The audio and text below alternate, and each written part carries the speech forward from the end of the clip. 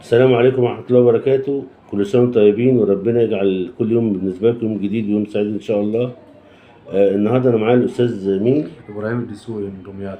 الأستاذ إبراهيم من دمياط. تمام. طبعا هو شاف فيديوهاتي، فطبعا حب يطمن بنفسه. يعني هو لما جالي بيقول طبعا أنا شفت فيديوهاتك عجبتني، بس برضه من حقي إن أنا أطمن، وطبعا ده حقه.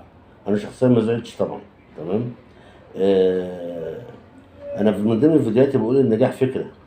ماشي. الناس مش مستوعبه يعني كلمه النجاح فكره. اعتقد انت شفتها معايا طبعا. ايوه. طبعا هو جالي وقعد معايا، فهمت يعني كلمه النجاح فكره، وازاي الواحد بيوضح الفكره ازاي. هي دي القصه مش اكتر من كده. تمام. طبعا انا لان هو شاف اسلوبي في الفيديوهات ان انا راجل متشدد ماشي في اتجاه واحد، ما عنديش ولا جاملك ولا تجاملني. اوكي. طبعا هو لما يحجز عندي العميل، اولا المفروض الطبيعي اصلا في الحجز ان انا احجز وابعت لك ورقتك، ماليش دعوه باي حاجه. لا، انا بعمل حاجه جميله قوي، ان انا لما بحجز ببعت لك ورقتك. تمام. بديك بقى خبرتي لعل وعسى تساهم في نجاحك. تمام. لان برضو في دليل تاني، النهارده بعمل فيديوهات عن ناس ناجحه عندي، في ناس بتبقى ناجحه بعد تظلم، بس فمش عيب يعني. اوكي. فطبعا الاستاذ النهارده نورنا وشفت الحاله بتاعته، وقلت له بقى لا، التعامل الصحيح بيبقى ازاي عشان الدنيا تبقى ظاهره اكتر من الاول. تمام. انا بس حبيت برضو اعرفكم على الراجل الطيب دوت، وبامر الله لما ينجح هو بقى يكتب تعليق بقى، الدنيا يبقى فيها ايه. تمام. انت بقى لقيت كلامي في الفيديوهات غلط، ولا هو نفس النظام اللي انا لا لا بتبعه؟ لا، انا الحمد لله اطمنت و... ولقيتك الحمد لله كمان من الناس المحترمين والناس الكويسين، وبتخدم لوجه الله.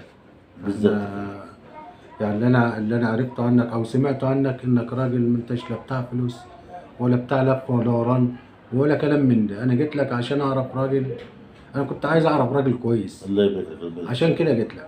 الله يبارك.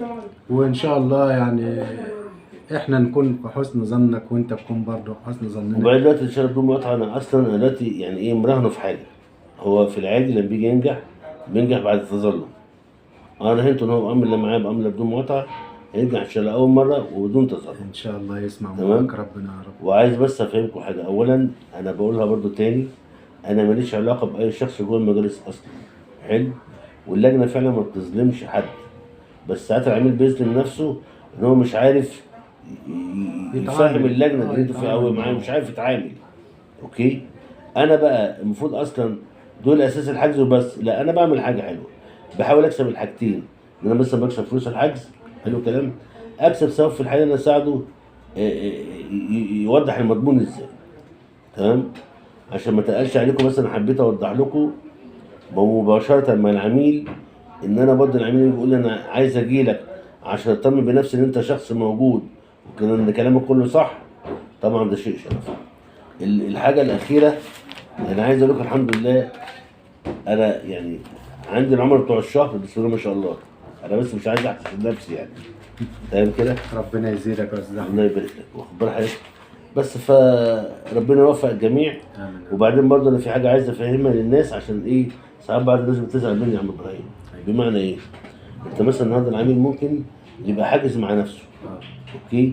فبيجي يقول لي يا عم احمد طب قول لي اعمل ايه او اتصرف ازاي. اولا انا ما بضيعش مجهودي ببلاش. صح. حلو. صح. يجي شخص تاني يقول لي يا عم احمد طيب قول لي اعمل ايه وخد اللي انت عايزه. برضه انا ما ينفعش ابيع المعلومه بفلوس. صح. اوكي. ليه؟ اولا حفاظا على السمعه وحفاظا على الكرامه. بمعنى النهارده عم ابراهيم حجز معي، تمام، لما ربنا يكرمه وينجح من اول لجنه، تمام، او حتى لا قدر الله في تظلم برضه نجح في الاخر، او الراجل دوت حجز لي بس ساعدني، انا كده حسنت سمعتي، انا ساعدت الناس. تمام. لكن لما يجي النهارده شخص عم ابراهيم يقول لي طب قول لي اعمل ايه، طبعا ما ينفعش اشتغل ببلاش، لان ايجار المحل هنا بيدفع